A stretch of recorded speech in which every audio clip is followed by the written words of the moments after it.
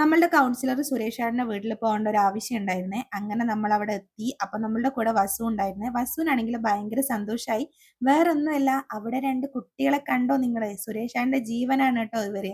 വസുവിനാണെങ്കിൽ ഒരു പേടിയുമില്ല. വസു തന്നെ അവരുടെ അടുത്തേക്കാണ് കേട്ടോ. എനിക്ക് ഭയങ്കര പേടിയാണ് കേട്ടോ. എല്ലാ പെറ്റ്സിനെയും എനിക്ക് ഭയങ്കര പേടിയാണ്. വസുവിനെ പേടിച്ചിട്ട് അവര് പിറകോട്ട് പോകുന്നുണ്ട്. അങ്ങനെ വസു കുറേ നേരം അവരെയും നോക്കി ഇങ്ങനെ നിന്ന് നമ്മൾ പോയ കാര്യമൊക്കെ കഴിഞ്ഞ് നമ്മൾ നേരെ തിരിച്ച് നമ്മളുടെ വീട്ടിലേക്ക് പോവാണ്. ഒന്ന് കൂട്ടങ്കാരം വരെ പോവാനുണ്ട്. ചെറിയൊരു അത്യാവശ്യമുണ്ട്. അങ്ങനെ അതാ കൂട്ടങ്കാരെത്തി. ഏകദേശം ഒരു 9 മണിയായി.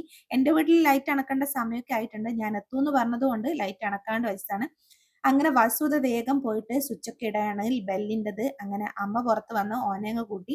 ഞാൻ നേരെ നമ്മളുടെ സിനീഷിൻ്റെ അടുത്ത് പോയി. എൻ്റെ ഒരു ബ്ലൗസ് ഇവിടെ ഉണ്ടായിരുന്നു, അതൊക്കെ വാങ്ങി. ഞാൻ വരുമ്പോൾ ഇവിടെ എന്താ കാണുന്നേ, പലതരത്തിലുള്ള മാങ്ങകൾ ഇങ്ങനെ നിരത്തി നിരത്തി വെച്ചിരിക്കുകയാണ്. വേറൊന്നുമല്ല, ഇത് നമുക്ക് അങ്ങോട്ട് കൊണ്ടുപോകേണ്ടതാണ്. നമ്മൾ പൊന്നൂൻ്റെ അടുത്തേക്ക് പോവുകയാണ്. അപ്പോൾ ഓക്ക് കൊണ്ടുപോകാൻ കുറച്ച് മാങ്ങയൊക്കെ സംഘടിപ്പിച്ച് വെച്ചതാണ് കേട്ടോ. അപ്പോൾ ഒരു പഴുത്ത ചക്കയുള്ളപ്പോൾ പകുതി ഞാനിങ്ങ് എടുത്തു.